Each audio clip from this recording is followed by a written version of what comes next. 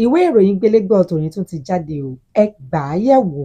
Yorùbá ẹ má sùn o, wàhálà ti ṣẹlẹ̀ nìbàdàn. Yorùbá àti haúsá dojú ìjà kọra wọn, èèyàn mẹ́ta kú, ọ̀pọ̀ tún fara pa yánnayànna. Bẹ́ẹ̀ làwọn fúlàní tún kọ lẹ́tà ránṣẹ́ sí gómìnà ṣèyí mákindé nítorí Sunday Ìgbòho ni o. Àwọn agbénipa méjì tí wọ́n fẹ́ ṣọṣẹ́ nílùú àbò fara kọ́ta ọlọ́pàá ni wọ́n bá gbèkúrú jẹ lọ́wọ́ ẹbọra. Oníṣòwò kan ni wọ́n fẹ́ jí gbé ṣùgbọ́n orí kò yọ. Ẹ̀mí sọ̀kalẹ̀. Peter Obi, olùdíje dupò ààrẹ torí òṣèlóore lọ́dún 2023 sọ àsọtẹ́lẹ̀. Ó ní mo lè má sí láyé mọ́ láti dupò ààrẹ lọ́dún tó ń bọ̀. Èmi kọ́ o, ṣé ẹ rántí pé mo ní Peter Obi ni. Ọ̀rọ̀ dójú ẹ̀wà yìí, ọ̀kẹ́rẹ́ ìlú Ṣakí ṣèpàdé ètò ààbò pẹ̀lú àwọn ọba ẹkùn òkè ògùn.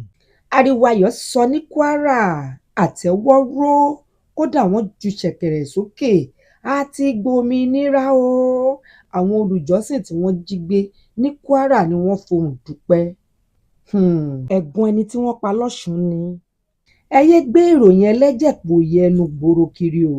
Àwọn olóṣèlú kan ni wọ́n pa àbúrò mi o. Lágbo òṣèré, bó o bá jókòó lù mí, èmi á sì jù dárọ̀. Fúnkẹ́ Akíndélé fèsì padà fún Kúnlé Afọláyan. Irú èsì wo ló dá padà?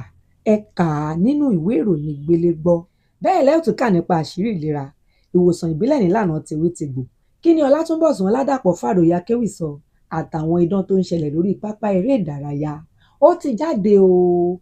Béèrè tiẹ̀ lọ́wọ́ Fẹ́ńtọ̀, £100 péré ni.